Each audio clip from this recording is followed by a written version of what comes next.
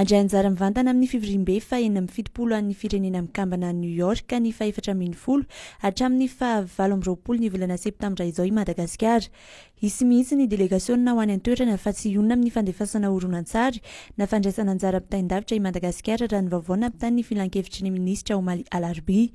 Andray anjara amin'ny ady hevitra ankapobeny mihitsy ny filohan'ny delegasiona malagasy raha nitatitra navoaka ny filan-kevitry ny minisitra.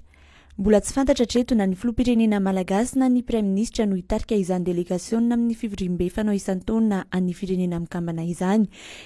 Ny praiministra Tsay Christian no nitondra teny tamin'ny fivoriam-be ny taona 2012 sy 2020.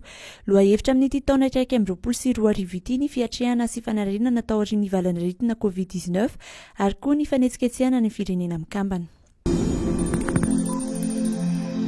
Nametraka ny vidiny 1 kilao amin'ny varina farany sy tokony ohatra ny 707 ariary eo amin'ireo mpanjara eto andrenivohitra sy ny manodidina ny orinasa tsy miankina State Procurement of Madagascar.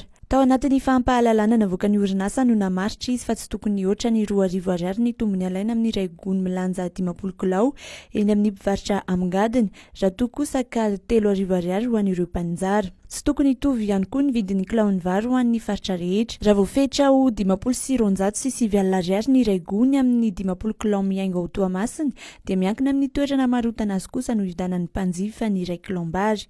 Raha manodidina ny 50 ariary ny saran'ny fitaterana ny iray gony 50 kilao an'Antananarivo sy ny manodidina dia 50 ariary kosa nefa izany ho an'ny distrikan'ny Toamasina voalohany sy faharoa.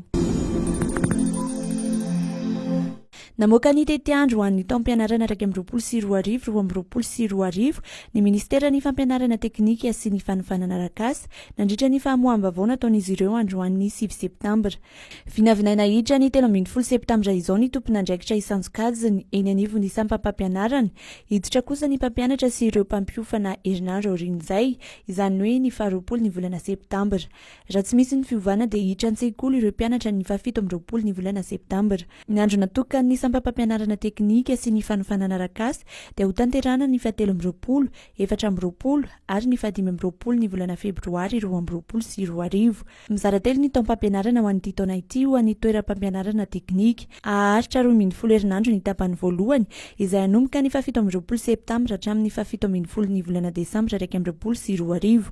Ny 10 janoary 2020 hatramin'ny 9 ny volana aprily 2020 kosa ny tapany faharoa izay aharitra 13 herinandro ary ny tapany fahatelo izay aharitra 9 herinandro eo anomboka ny 15 ny volana aprily 2020 ary farana ny 14 jona 2020.